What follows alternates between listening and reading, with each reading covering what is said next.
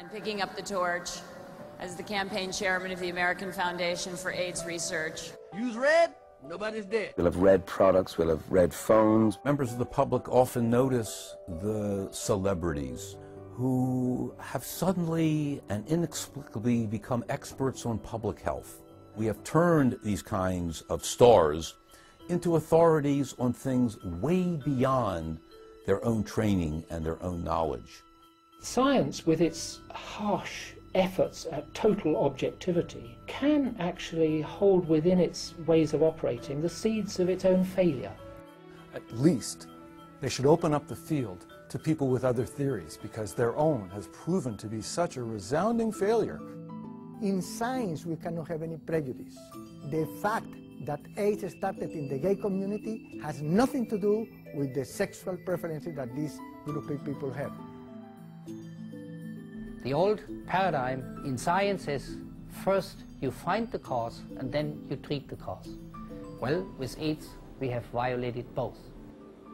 Not a single retrovirus has been ever demonstrated to be responsible for any single human disease, and certainly not killing anybody.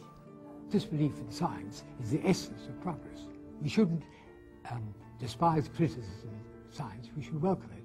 It wasn't a plot, it wasn't even greed or anything like that, but the failure has been the whole kind of bandwagon that got rolling, stopped science from following its normal checks and balances and putting right this fundamental mistake.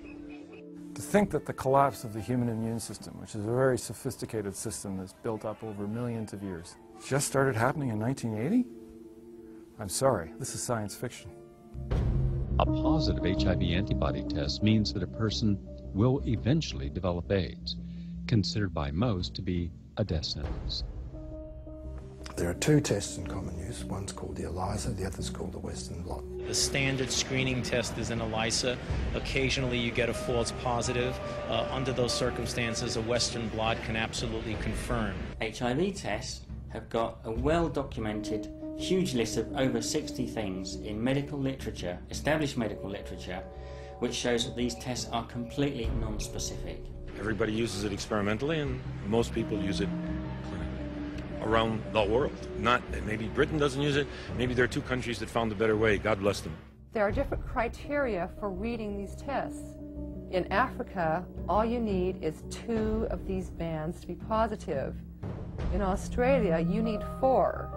In the United States, we have 5 different sets of criteria for reading Western blots. If you were tested in New York today, then flew to Australia, and you had 3 bands in New York, you would not be positive in Australia, but you would be positive in New York City.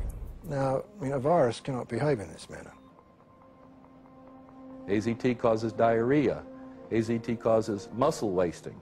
AZT causes instant old age. How do you know which is the disease and which is the effect of the drug? There were many patients who developed blood toxicities.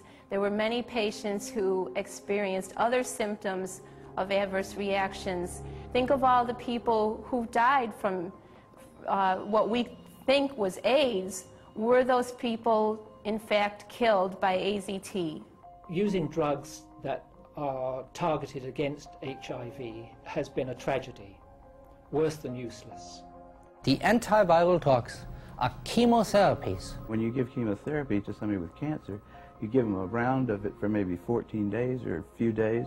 Hopefully you're not going to kill the patient, you're going to kill the cancer. The patient's going to survive. But you don't keep giving it to him until he dies, because he certainly will. The more people are treated against AIDS, the more people will eventually develop AIDS from it. And then the perfect excuse is delivered with the medication. You can say, Jesus, if I hadn't medicated you, you would have been sick even sooner and would have died sooner. The HIV/AIDS establishment is still repeating, there is no cure for AIDS, there is no cure for AIDS, there is not a single cure for AIDS.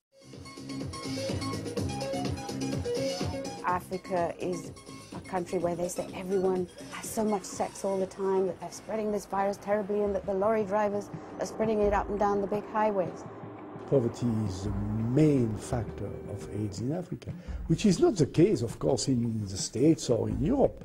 Malaria, malnutrition, the lack of elementary facilities, the abuse of women, the neglect of children.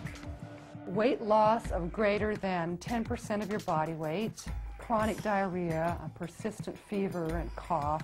By that definition, a Western researcher like myself has had AIDS. The test picked up immune system activation from this great variety of causes. In Africa, what's called AIDS is simply relabeling other diseases. Malaria 11 times before you're 7 years old. Diarrhea is 7 times before you're 1 year old. The pathogenic assault, the toxic assault, makes your immune system very, very at risk and depressed. But in the case of impoverished Africans, it is assumed that these symptoms have come about because of their sexuality, because of their sexual behavior. I think that we've been basically chasing the wrong paradigm for the last 20 years, and I'm afraid to say that it doesn't look like that's going to change anytime soon. They'll backtrack a little bit, but they'll never give HIV up. We should continue as combatively as we can to speak out and shake up the dogma. The next generation of younger doctors is going to now be able to see all the information before.